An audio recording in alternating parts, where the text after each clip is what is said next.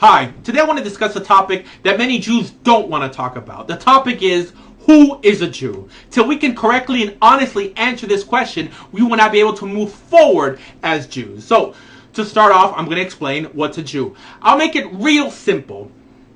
What is a Jew could be explained in one sentence. A Jew is someone who has chosen a Jewish life through Kabbalah mitzvahs. That's it, and that's all. So, the benefit of describing what is a Jew in this manner leaves all those who have not accepted upon themselves God's holy instructions as non-Jews, but not always goyim.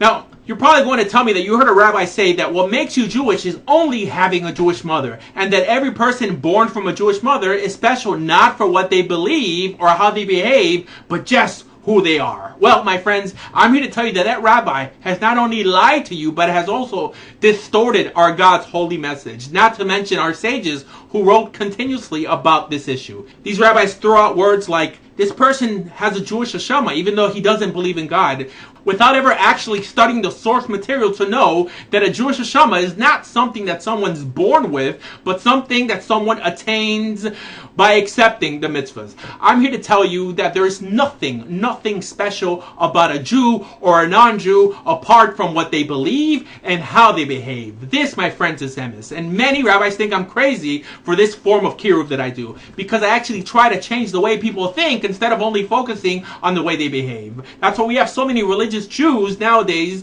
who walk around being pro-choice and being pro-gay marriage and being feminist.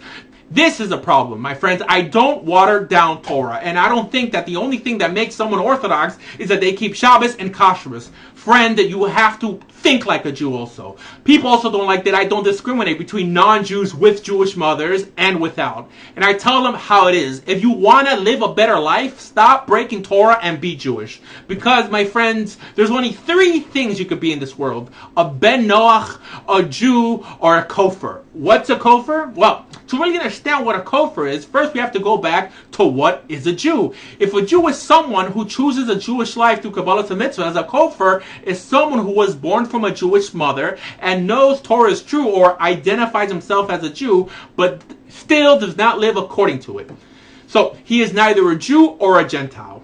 My friends, the way we acknowledge the Almighty is by obeying His instructions. So if someone says that he believes in the God of Israel as the one and only true God, and yet lives a lifestyle that does not resemble those beliefs, then the rabbis teach that he is below a Ben Noach, below a non-Jew, who doesn't know any better, but through his living standard will acquire a share in the world to come. The rabbis teach that someone who even desecrates a Sabbath day becomes a kofar because he's denying that God created the world. This is why there's no such thing as a secular Jew. Why?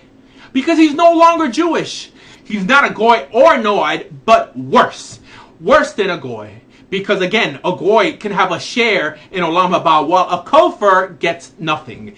This is the main problem affecting Judaism today, where we don't properly label people what they are. And religious Jews end up dying for the sins of the so-called secular Jews. Whether it's Bolshevism during World War II or Zionism in our generation. To call someone Jewish when they religiously are not is to desecrate God's name, because even in the word Yehudi, we find God's name. So to label something holy, which in turn is unholy, is a chilul Hashem. And I recently just saw a survey that said that 54% of born Jews claim to be atheists. For some reason, this doesn't bother religious Jews as much as if it would have said 54% of Jews were Christian, when the rabbis clearly state that kafira is worse than avodah zorah. That's why the Gemara even states that the best doctors go to hell. Why? Because they start to believe that they are God, which is exactly what an atheist makes himself out to be. While at least an idol worshiper is still humble enough to say that there's something above him. And this is also the reason why Jewish communities also become less religious with time. You understand, my friends? Mainly because this element is tolerated within the community. They typically buy their way to the most important seats on boards of synagogues they don't even attend, and then commence to tell the rabbi what he can or can't teach on threat of being fired. They also make synagogue service into ancestor worship, where their sole superstitious purpose is to say Kaddish instead of connect with the Almighty, when our Gedolim have instructed us not even to count such people in a minyan. My friends, this is a problem we really need to fix. But anyways, what is a ben or bat Noach?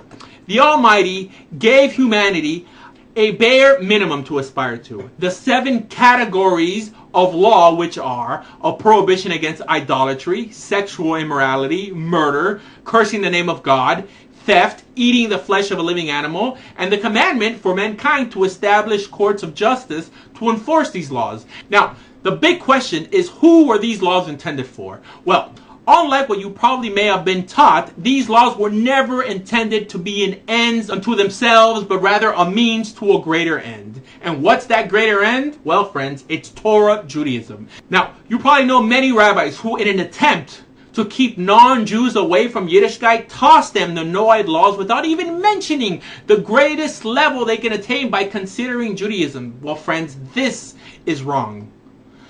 The Noahide movement was never meant to be anything for a person to embrace as a religion like it's practiced today, but rather something that you're born into against your will, but it's definitely, clearly not the highest level you could or should aspire to. And especially when the Ben or Bas Noach knows that the Torah is true, he or she should just convert to Judaism. And not to mention that anyone who has ever researched the issue knows that it's clearly easier to be a Jew than it is to be a Noahide. And not just easier, but a lot more pleasurable. That's why Chazal say that converts suffer for not having converted earlier. Why? Because if someone knows something to be true and chooses to delay their conversion, it's like the Rambam says that he's considered a heretic among the nations. That's why we're taught that once someone is confronted with some convictionary emes, he has just become liable if he continues in his old ways. However, if one was never exposed to the God of Israel and his Torah, and perhaps never heard of Judaism, then he should be content with his lot and remain a righteous Ben or Bas Noach. But if you know that our God and his Torah is true, then you should strive to be a 100% believing and practicing Jew, so you can have as big a chelek in the world to come. My friends, the escalator to knowledge of God only goes in one direction, and that's up. That's why a Jew could never become a Noahide or a non-Jew, and why a Noahide could only become a Jew. And if a Jew denies the existence of the Almighty through his actions, he is tossed off the scale completely. And of course, this doesn't have to be permanent. That kofar could do tshuva just as fast as a non-Jew could convert. And for that very reason, once a non-Jew comes to the sincere belief that the Torah is true, he has no choice but to convert. Why? Because the Almighty holds us accountable, not according to who gave birth to us, but rather to the knowledge we have come to attain. That's why in Judaism we have the concept of Tinok Shenishba, that a Jew who happened to be born of a Jewish mother but perhaps never knew it or even adopted another religion could still be judged by a lenient standard because his knowledge did not convict him. But you must know that the average secular Jew today is not a Tinok Shenishba. For more information, please visit bejewish.org. And for Torah classes 24 hours a day, please visit our new online radio station, radiotorah.com. Thank you.